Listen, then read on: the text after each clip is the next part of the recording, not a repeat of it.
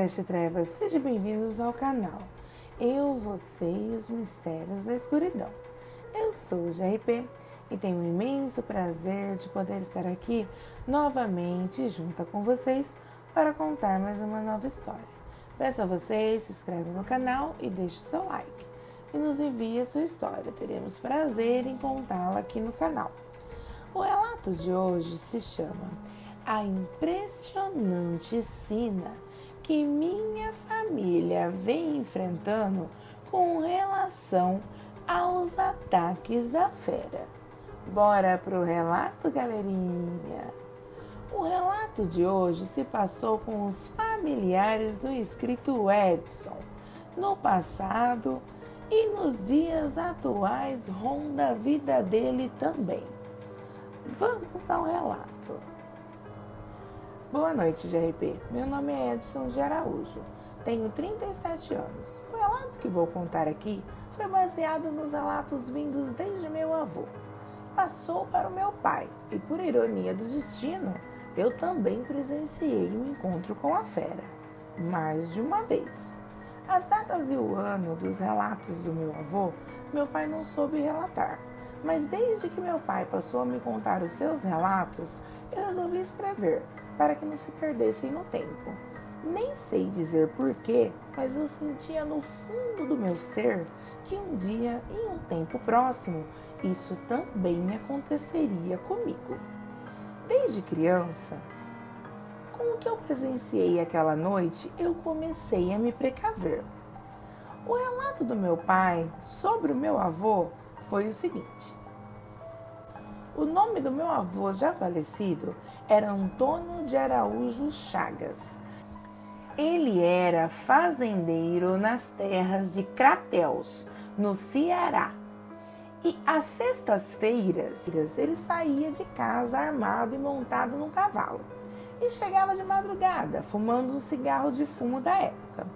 Meu pai me contava que a roupa de couro que ele andava cheirava muito mal. Porém, ele perguntava a meu pai quando chegava: "Você tem coragem de brigar com um demônio?" Meu pai ficava calado e temia responder.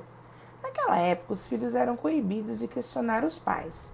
Meu pai achava que durante essas noites, meu avô ia caçar o que atacava os seus carneiros à noite. O tempo foi passando e meu pai começou a trabalhar na polícia na cidade de Floriano. Só que esse amigo dele, o outro policial, sempre questionava em quais ruas ele iria para casa jantar, pois naquela época os policiais tinham que se virar para comer. Como meu pai morava mais ou menos perto, ele ia a pé jantar. Meu pai nunca ia pela mesma estrada. As casas eram um pouco longe umas das outras.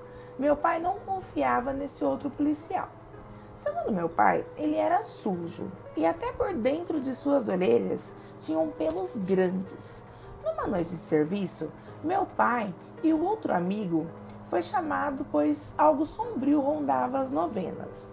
Novenas são grupos de mulheres que se juntam à noite para em comunhão rezar de casa em casa. Meu pai logo se lembrou do amigo, que eles só se viam quando os plantões se encontravam. E no calor daquela adrenalina, meu pai disse que algo veio saltando, como que em fuga, vindo depressa na direção dele. Ele sentiu um calafrio na espinha e passou a entender que sua arma passou a ser a sua própria alma. Então meu pai sacou a arma mais que depressa e com a lanterna clareou aquilo. Aquilo era um lobisomem. Não um simples lobisomem, um lobisomem gablo. 75% humano, 25% lobo. Do tipo meio fera, meio homem. Porém, meu pai o reconheceu devido ao pouco formato do rosto e falou o nome dele. E ele saiu pelo meio da mata, pois o local era pouco habitado. Então eu perguntei ao meu pai: "Pai, por que você não atirou?"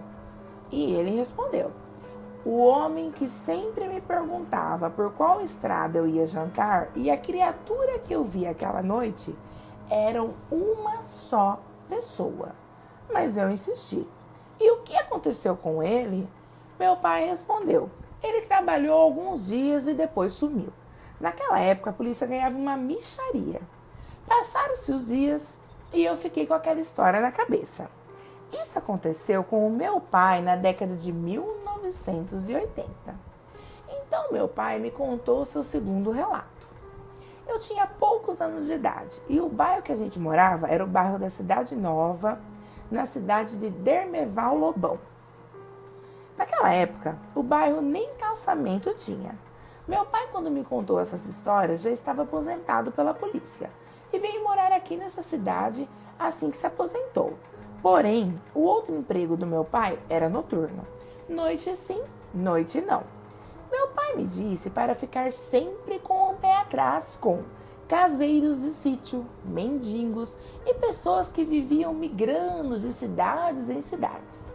E perguntei, por que, pai? E ele respondeu, a maioria esconde o que os olhos humanos não podem saber. Numa noite em que meu pai foi trabalhar, passou algo na rua que não deixou os cachorros quietos e fazia muito barulho. Todos queriam saber o que era e quem olhava pelas brechas da janela via algo grande e peludo correndo na rua. Os carneiros dos vizinhos amanheceram com o pescoço rasgado e devorado. Ninguém viu o que foi. O vizinho nunca via nada. Esse vizinho era daqueles que migravam de cidade em cidade. Então eu vi meu pai falar para minha mãe, se ele vive migrando de cidade em cidade e nunca vê quem faz danos aos animais dele, algo estranho tem no ar. Numa noite em que meu pai foi trabalhar na cidade de Teresina, eu estava brincando com os meus amigos de esconde-esconde. E de repente me bateu uma vontade de ir no quintal da minha casa. Peguei minha espada de madeira, que costumava brincar, e fiquei no canto escuro da casa. No meio do terreno havia um banheiro externo, e o cercado era de madeira queimada e entraçada, de uma forma que as pontas da madeira ficavam para cima. Minha mãe estava lavando a louça da janta num giral, espécie de mesa de madeira com recipiente de água. Uma forma de pia, do modo antigo. E eu senti uma vibração ruim enquanto eu olhava para o fundo do quintal. E ouvi um barulho da ponta da madeira da cerca, como se fosse quebrar.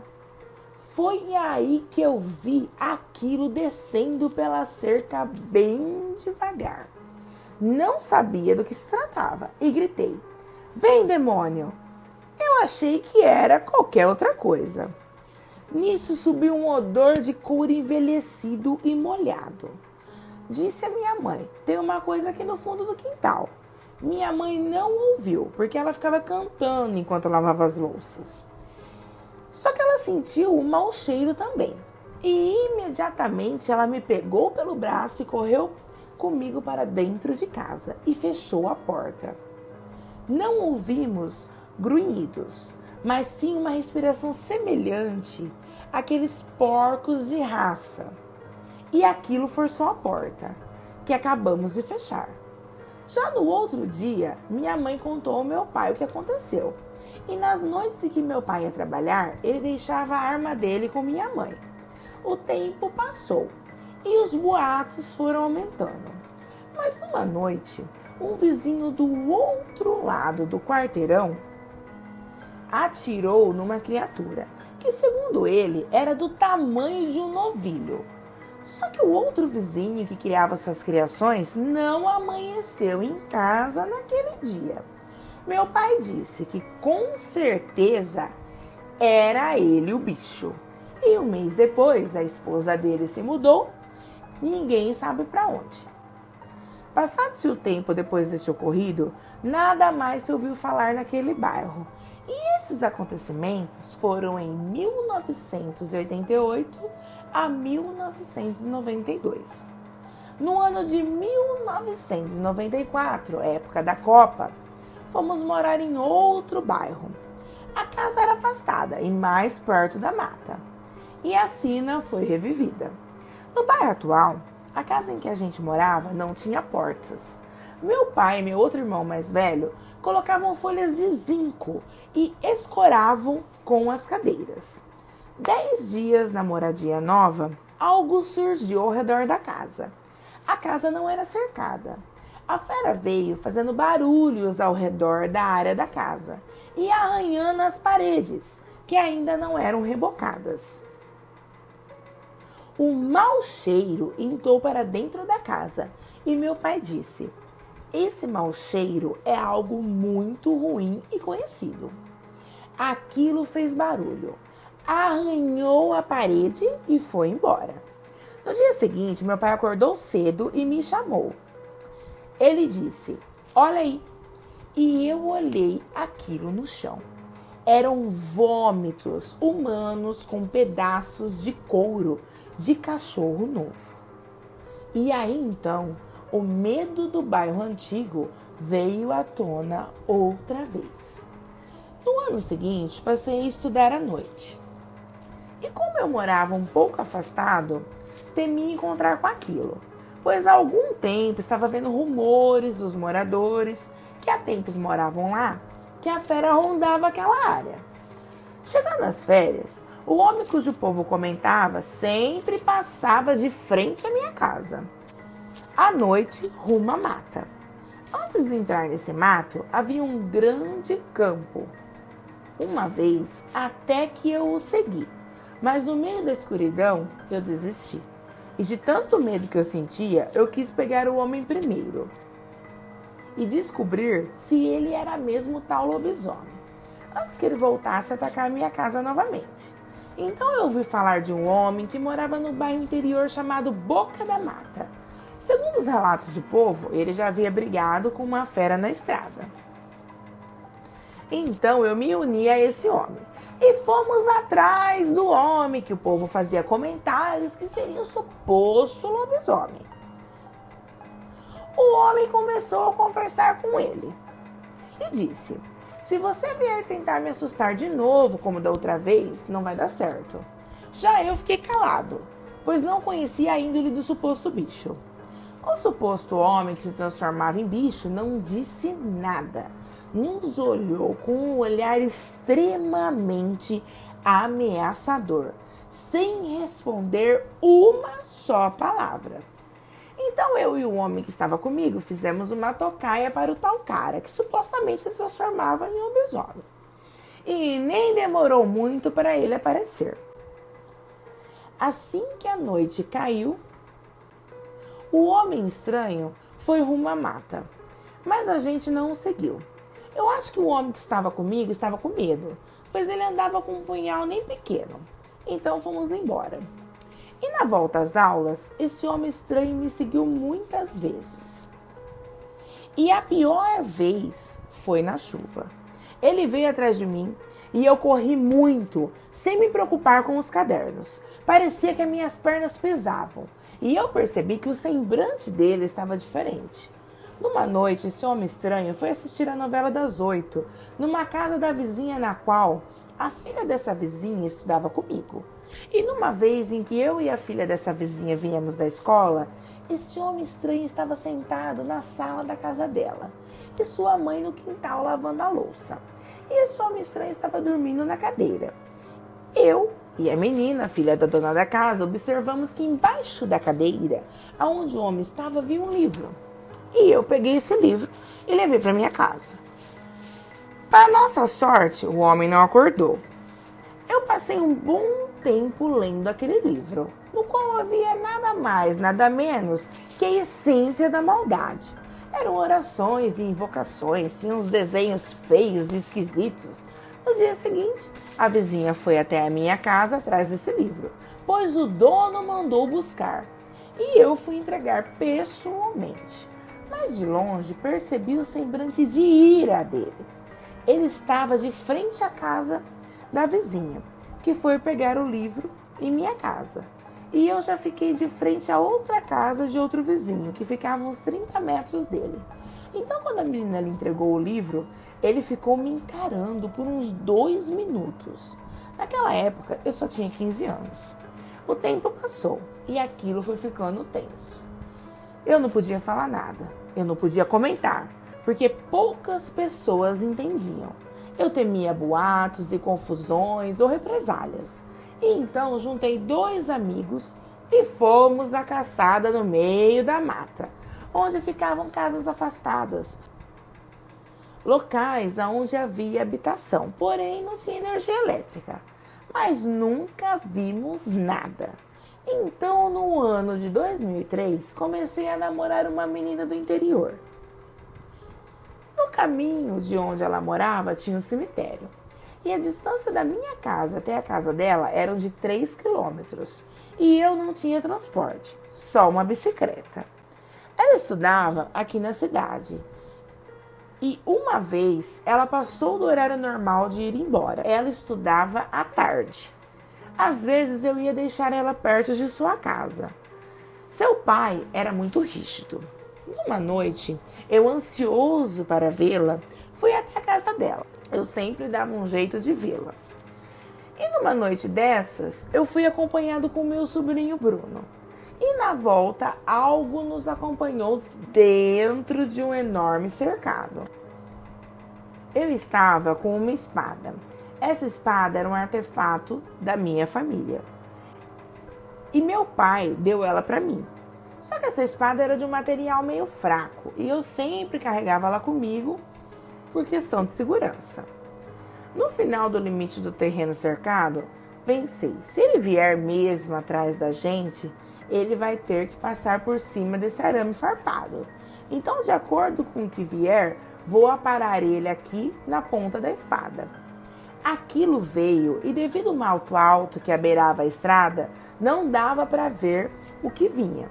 Mas aquilo veio e fiquei abaixado esperando ele subir na cerca. Só que aquilo não subiu, mas arrancou a primeira perna do arame de cima e em seguida arrancou a segunda. Então me deu um calafrio e eu corri de costas. Não confiei no material frágil daquela espada e conseguimos fugir. Não dormi aquela noite. Fiquei meio receoso com a noite e com aquele lugar. Isso foi no ano de 2008. Já no ano de 2010, eu já não namorava mais essa moça e comecei a trabalhar como segurança de um banco. E numa boca da noite, chegou meu sobrinho Bruno em casa. Ele andava por dentro de um grande terreno que ficava perto da casa de minha mãe. Ele chegou dizendo que algo grande e escuro estava grunhindo. Lê acompanhou pelo caminho e ele correu e se arranhou no arame farpado do terreno. Esse terreno é o local onde o povo faz caminhada devido a ser asfaltado. Então eu e ele fomos para o campo de futebol abandonado, que ficava perto. E por incrível que pareça, eu fui certinho aonde a criatura estava. Eu estava com uma espécie de lança, uma faca sem cabo colocada com arame na ponta de uma vara de madeira. Chegando lá, no calor do momento, eu gritei, "Vem, criatura!" Nesse momento, a criatura grunhiu. Confesso que fiquei com medo.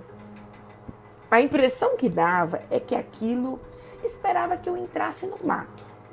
Mas eu permaneci no espaço do campo. A distância entre eu e a criatura era de 10 metros. Não entrei, porque a lança não tinha espaço para se movimentar no meio daquele mato. Então a criatura correu, mata dentro. Mais uma vez eu me senti um covarde de deixar a fera escapar.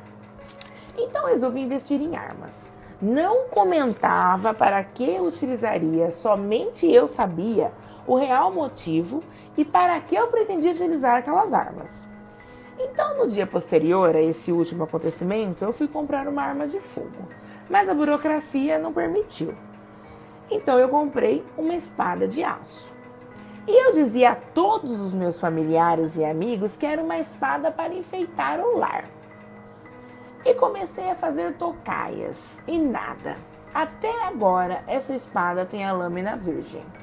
Houve outros relatos em outras áreas nas casas mais afastadas. Aqui aonde eu moro, é repleto de relatos sobre a fera. O povo me contava o que via, o que sentia e eu ouvia.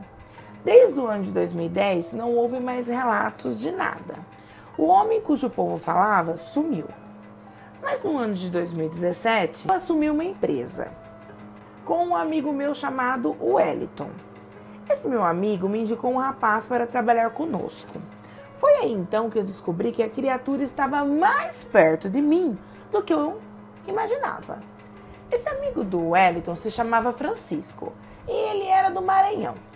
Eu aceitei que esse tal Francisco viesse trabalhar com a gente. Foi aí que eu comecei a desconfiar desse cara, pois ele era caseiro de um sítio que ficava muito perto dali. Lembrei das palavras de meu pai, que sempre dizia que eu deveria tomar cuidado com as pessoas que viviam morando em vários lugares diferentes, não tendo uma moradia fixa. Comecei a reparar nele, e ele sabia muitos detalhes sobre lobisomens. Então, desconfiado de sua conduta, comecei a fazer algumas perguntas para ele. Então eu disse: nossa, você sabe detalhes de como o lobisomem age? Por acaso você já viu um? Ou é um? E o rapaz apenas começou a rir com um certo ar de deboche. Uma vez, ele disse que estava com fome. E eu chamei ele para almoçar comigo em minha casa depois do expediente. Ele veio. E durante o almoço, ele me contou que um caçador que caçava perto de onde ele mora, correu com uma arma na mão. Então eu perguntei a ele, mas ele correu por quê? E o cara me respondeu: não existe nenhum homem que não fique de frente com o desconhecido e não trema as pernas. E ele ainda ria muito dizendo: ele quase salta da árvore e deixou até a rede de espera. Fiquei pensativo depois daquilo e passei a observar mais esse cara. Os dias foram se passando. E num sábado, ele chegou atrasado como de costume. Segundo ele, devido a um problema que ocorrera com sua moto. Então, observando o semblante dele, percebi que tinha algo diferente. Não parecia o mesmo semblante do dia anterior. Observei os seus dentes e vi que entre eles haviam resquícios de pelos. E eu podia jurar que eram pelos de ovelha. E numa tarde eu fui tirar as minhas dúvidas. Eu sugeri a ele que me emprestasse a chave do sítio onde ele morava, pois uma mulher queria se encontrar comigo. E eu precisava de um lugar para sair com ela. E ele no mesmo instante me entregou a chave. E lá fui eu ao sítio. Chegando lá, havia um grande cachorro numa corrente meio enferrujada e do lado do cachorro uma jaula de ferro que comportava o tal cachorro. Então eu entrei na casa e num dos quartos havia outra jaula que mais parecia uma mini cela. Os ferros eram cruzados como de cela de preso e tinha mais de 2 metros de altura. Tudo isso dentro do quarto. O mau cheiro era terrível. Então eu pensei, quando ele não quer sair, ele se prende nessa jaula. Quando ele quer sair, ele coloca o cachorro na jaula, já que era própria para o tal cachorro. Confesso que fiquei muito tenso. Aquilo era surreal, mas eu vi com os meus próprios olhos. Afinal, quem tem uma cela dentro do quarto? Fiquei com aquilo na cabeça uns dias, mas não disse nada a ele. Passados uns dias, eu estava na academia de musculação. Vi uma mulher que também frequentava a academia meio pasma, pensativa. Aí perguntei: por que você está assim? E ela disse: Edson, ontem eu fui tomar banho no riacho no interior. Fui com umas amigas e uns amigos. Mas às 2 da manhã passou um homem velho, sem camisa, correndo de bicicleta mata dentro. Achei aquilo muito estranho e estou a pensar nisso. Depois de ouvir aquele desabafo da mulher, pensei: nossa, será que é o rapaz que trabalha comigo ou será outra pessoa? Já no trabalho, eu resolvi jogar um verde no rapaz que trabalhava comigo. Então eu disse a ele: e aí, por acaso você já viu algum movimento perto do riacho onde você mora? E ele respondeu convictamente: toda semana o Veão Lobão faz movimentos lá. Então eu pensei: então são dois. Em poucos dias, esse tal de senhor Veão, citado pelo homem que trabalhou comigo, faleceu. Mas aí entre eu e esse rapaz foi ficando um clima tenso. E numa noite, escutei barulhos nas grades que tem em frente da minha casa. E meus cães latiam muito na direção do lado mais escuro da frente da minha casa. E eu apaguei todas as luzes internas e fui ver o que estava acontecendo.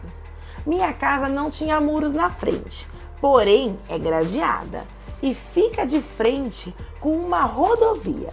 Para maiores esclarecimentos, minha amiga GRP, enviei a você as fotos e peço, por favor, que você possa colocar nos slides do vídeo. Foi aí que percebi que aquilo veio se apresentar a mim na intenção de me intimidar. Como eu estava apenas com a espada, não podia fazer nada e ficamos nos encarando. Na frente da minha casa tinha um poste, mas não havia lâmpada nesse poste, então eu não conseguia ver direito o que estava logo mais à frente. Só que em segundos aquela criatura horrenda saltou para cima da rodovia e eu consegui ver o tamanho daquilo. Aquilo era enorme. O salto que aquela criatura deu foi muito alongado, como um salto de um leopardo. Num salto em longa distância, muito alto.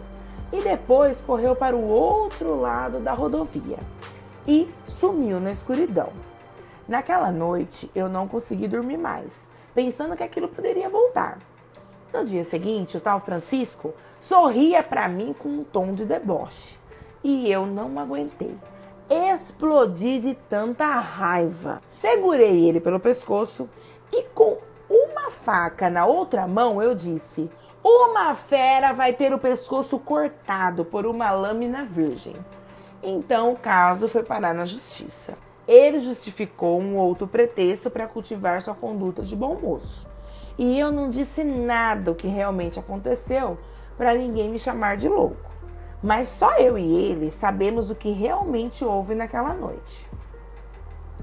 Nunca mais eu soube notícias dele. Aprendi que uma coisa é certa: toda lenda tem um fundo de verdade. Na dúvida, tentem sempre se precaver. Espero poder um dia, quando tiver meu filho, entregar a espada que passa de geração em geração na minha família e fazer a mesma pergunta que meu avô fez para o meu pai e que meu pai fez para mim. Você tem coragem de enfrentar uma fera? Bom, GRP, esse foi o meu relato, que é verídico. Aconteceu com meus antepassados e até o presente momento aconteceu comigo também. E até hoje eu espero a minha sina fruir. Mas para não ser pego de surpresa, sempre me precavejo e me antecipo. Um forte abraço, Edson Araújo. Bom, galera de trevas, essa foi a nossa história de hoje. Sinistra, sinistringue e sinistras. Eu quero agradecer ao inscrito Edson, que muito gentilmente me enviou a sua história. A você, Edson, #treva beijos. Então, se você gostou, se inscreve no canal, deixa o seu like, isso dá força para o nosso canal. Lembrando que a sua opinião é muito importante para a gente. Comente, visite nossa página, assista os próximos vídeos, ative o sininho, assim vocês vão poder sempre ser informados quando forem postados vídeos novos no nosso canal. E você também pode nos enviar a sua história para endereço de e-mail ou WhatsApp que ficam registrados na descrição abaixo. Sim, galera de trevas, teremos um imenso prazer em compartilhar a sua história aqui no canal. Desde já, eu agradeço imensamente a todos os inscritos e seguidores do canal. Quero deixar também um #trevasalve para Giovana Gomes, Vídeo no Sítio, Wanda Nassif, Leandro Santana, Robson Machado, Aidilza, Cícero Alves, André Luiz Postigo, Linda Flor, Peter, Tereza Cristina, Formiguinha do Mel, Júlio César, Luciana Santos, Moisés Filho, Ítalo, Romeu Silva, Wilson Ataíde, Joelma Machado, Roberto Gomes, Rita Xavier, Elizabeth de Lima, Amaro Júnior, Ricardo Fragoso, Sandra Cristina, Thelma Regina, Gisele Costa, Hércules Mateus, João Roberto Nogueira, Cícero de Oliveira, Cleiton Araújo, Francisco Lima, Márcio Cavaleiro de Fênix, Cláudia Laerte, Safira Dragon, a Anderson Rodrigues, Iracema Silva, Fernando Nando, Rafael Francisco, Senhor Meliante Dark, Gabriel dos Santos, Marcinho José Martins, Ilza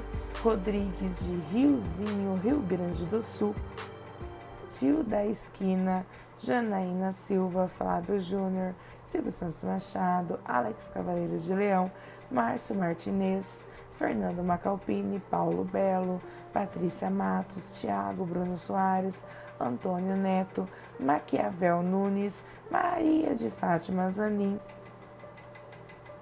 Josepe Makarov, Sofia Mendes, Wanda Lúcia, Márcia Monteiro, Peter Homem de Aço, Lisa Simpson, Pati Rosa, Leonardo Souza e Thiago Seabra.